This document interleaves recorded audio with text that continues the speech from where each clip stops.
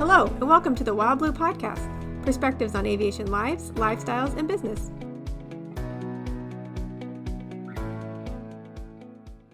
Hi, this is Chris Kirk at Wild Blue Aircraft Sales, and you are listening to the Wild Blue Podcast, where we focus on aviation lives, lifestyles, and business. And each week we sometimes banter back and forth within the office. Hopefully you find it both entertaining and or you learn something. And then oftentimes we have the pleasure of interviewing others within aviation. Some are clients, some are just folks that we found a deep interest in and want to share that with you. And I think we kind of hit all of those boxes with this week's interview. In fact, we're going to cut this into two parts. So it will be this month and then next month as well. And this podcast is with Frank Weisser. This interview is with Frank Weisser. Now, Frank is a recently retired Navy pilot, and he flew 2 tours with the Blue Angels. And so he has got a tremendous amount of advice, but just a lot of fun stories to share with us. Frank's a great guy. Several years ago, I called upon him to set my son with his Civil Air Patrol unit up for a kind of an in-person greeting or meet and greet with the Blues when they were in town, and he just was just so gracious in facilitating that. And so Frank is also a customer of ours. Frank bought a 58 Baron from us, and he's just got some interesting things. This is not an interview you're going to want to miss. Todd and I did this earlier in the summer, and finally getting it posted for your enjoyment. And again, it's a 2-part interview. So enjoy Todd Mitten and my interview with Frank Weisser. Hi, this is Chris Kirk with Todd Mitten here in Kansas City, and we are doing the Wild Blue Podcast. Hey, Chris, how are you today? Good, Todd. And it's always good to be with you. Todd's the most interesting guy on earth, so despite whoever we might have as I think our guests are more interesting than us. We focus on aviation lives, lifestyles, and business, and this is a really special episode. We have Frank Weisser. Frank, I'm not even going to give any background on you or how we know each other. I don't want to screw anything up. Give us a sense of who you are and what your background is. Okay, well, right on. Thanks first for having me. I'm excited to be a part of this with you guys. I have been flying ever since the Navy trained me in 2000. So I'm a graduate of the Naval Academy. Went to school there to initially to be a Navy SEAL, and the Navy decides what you're best suited for, and they chose aviation for me. So I straight out of the Naval Academy down to flight school, and I've been flying for the Navy ever since. And that was just over 21 years ago. And so my retirement is scheduled for the end of this month, into August. And I've stayed on active duty for the last 3 years to transition the Blue Angels from the legacy F-18 they've been flying to the Super Hornet. And that became my role because I've flown with them on 2 separate tours prior to that, from 2007 to 10 as a junior officer, and then again as a commander from 2016 to 17, following the mishap the team had in Tennessee. So in case you didn't hear that. Yeah, wait a minute. Yeah, Did he say, what did he say? I know, that was, you just kind of glossed over that. So in case you didn't hear that listening, Frank was the commander of the Blue Angels, and he served 2 tours with the Blues, and recently have been just wrapping up your active duty commitment with them.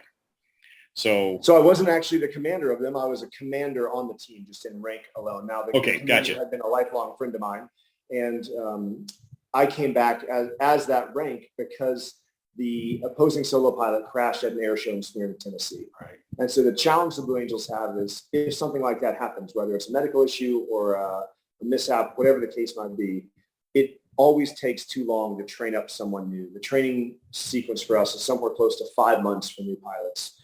And so we have to go into the Rolodex of people who've flown that position in the past. At the time it happened, I was working for NATO and stationed overseas in southern Germany. And so I was probably low on the list of good candidates, only because it had been a couple of years since I'd flown, and I was on a joint job, which the military requires you to do as you move up through the ranks. But for various reasons, I was asked to come back and fill in for both of Jeff's 2 years that remained on his Blue Angel tour. And what position were you flying? At the time, I joined back as number 6, and then the way the Blue Angels rotate, generally you start as number 7, the VIP pilot and narrator, and then you move to the opposing solo, and then your final year, you're the operations officer and the lead solo.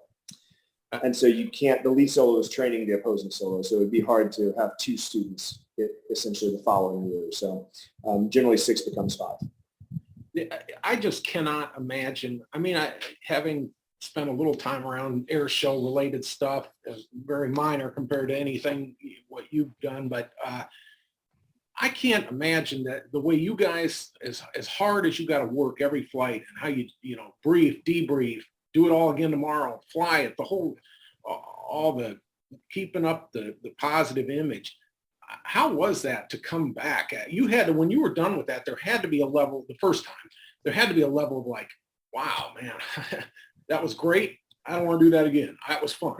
They come back, or was it like, no, man, I'd do that in a heartbeat. I'll come back next year, whatever. Tell us about your thoughts. That's actually a great question that requires a lot of insight into the team, because I think most people, whether you're Navy or Air Force or civilian, look at it and say, it looks like an incredible job and just all fun and very little work.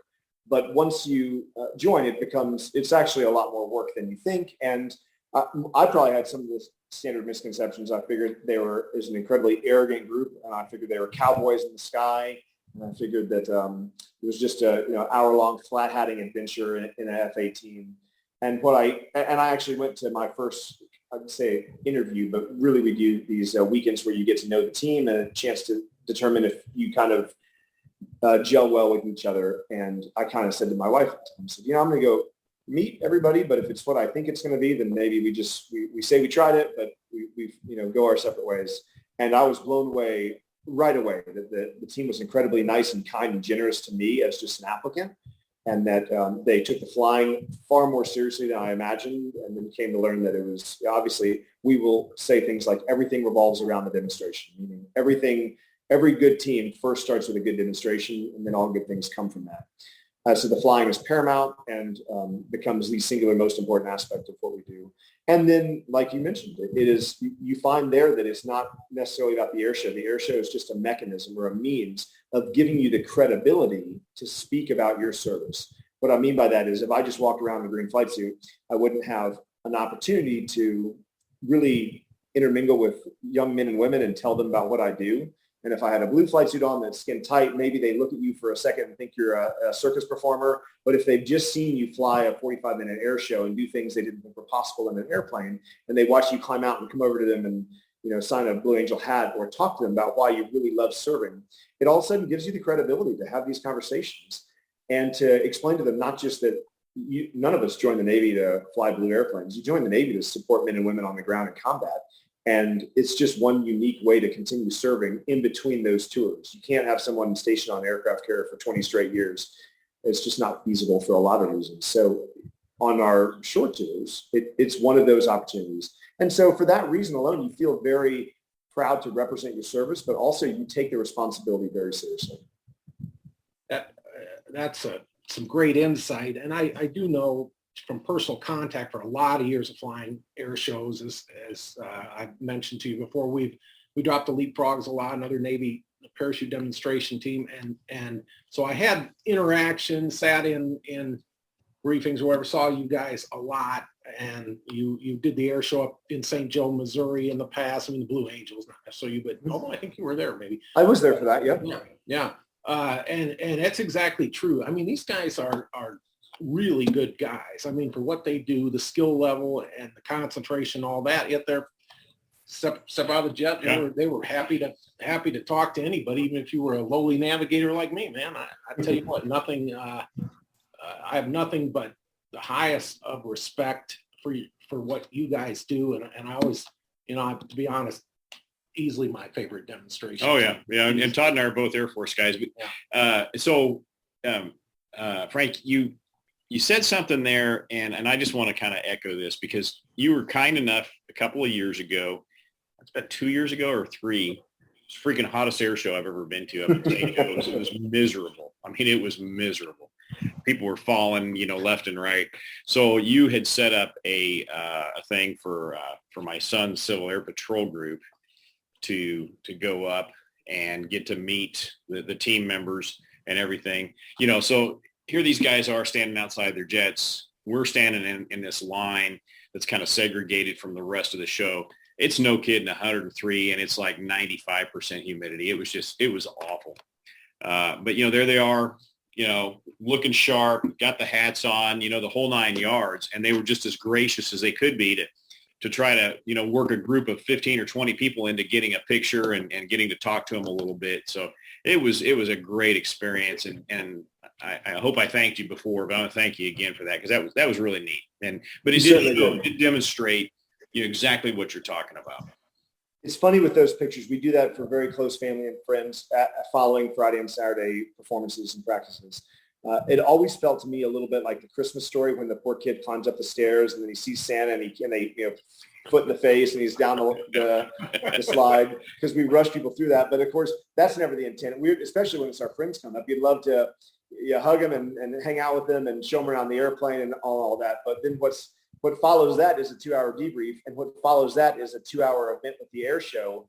And generally that's, up on a stage where they're making presentations and they're taking care of their sponsors and their other performers.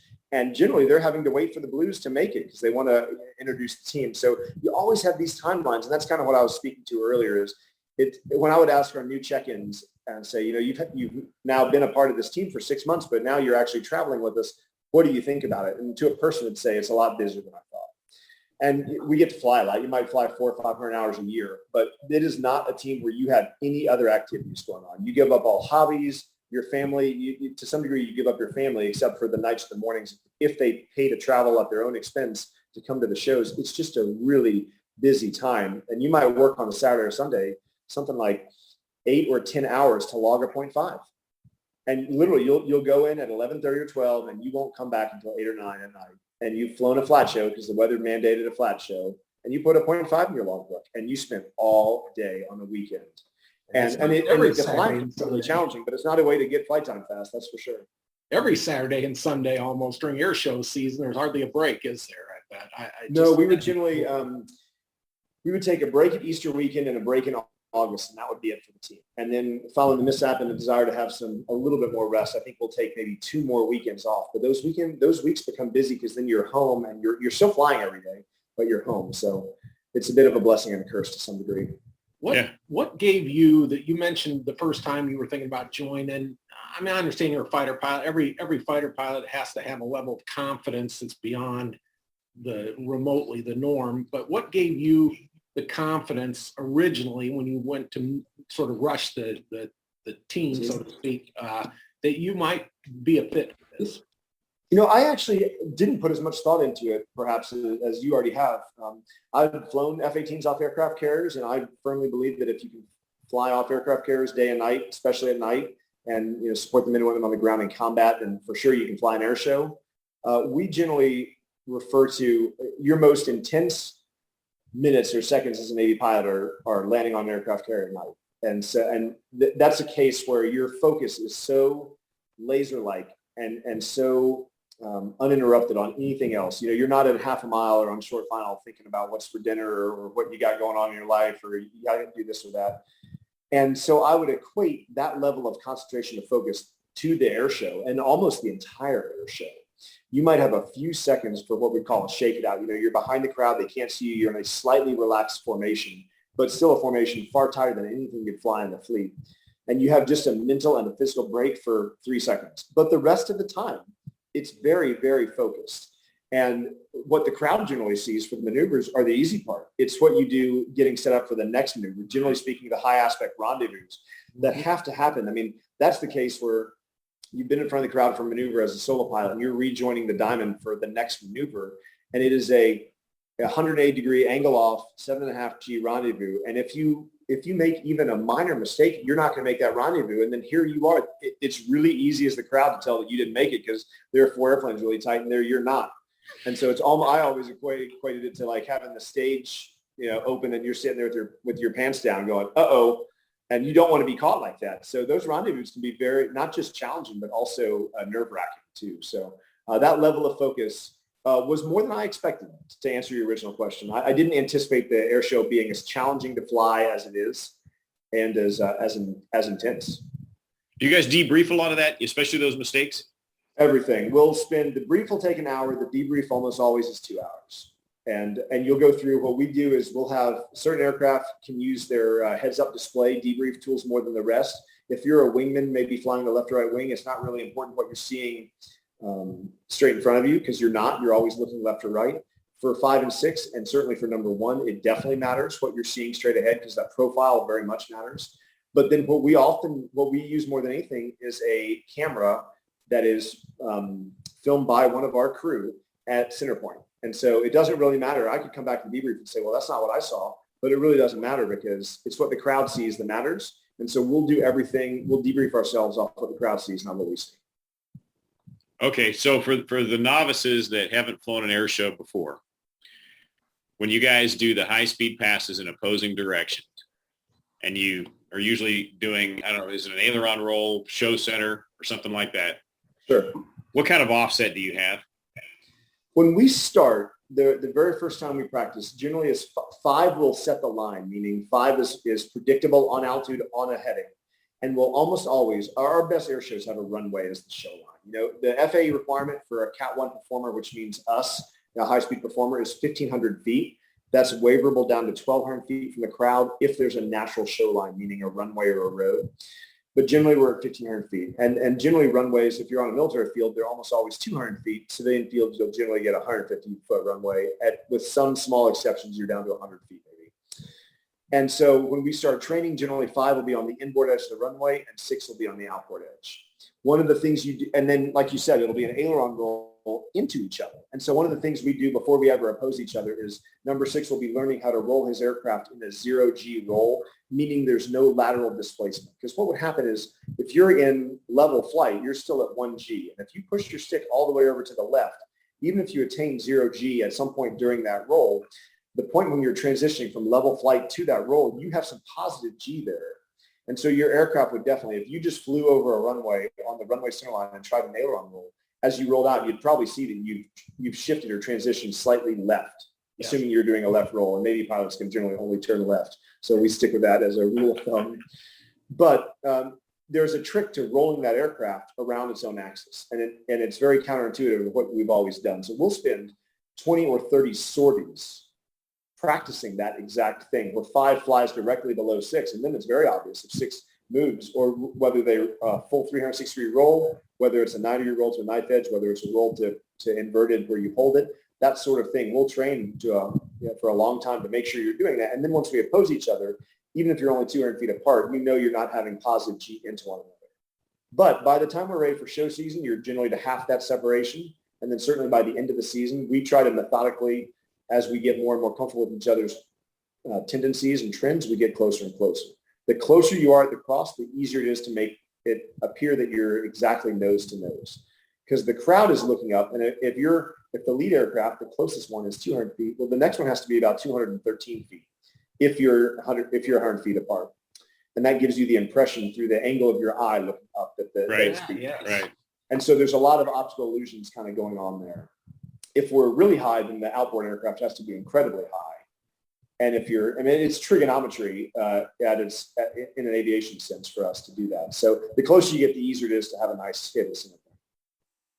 That is fascinating. Yeah. And Chris flew T-38's course and flew a lot of formation. I in 130, it was always 2,000 feet, but then I finally started flying some in a Bonanza, with one of those groups, and gosh darn, the more I did it, the more my respect for what you guys do just grows and grows and grows. And it just is that kind of thought process going on is incredible.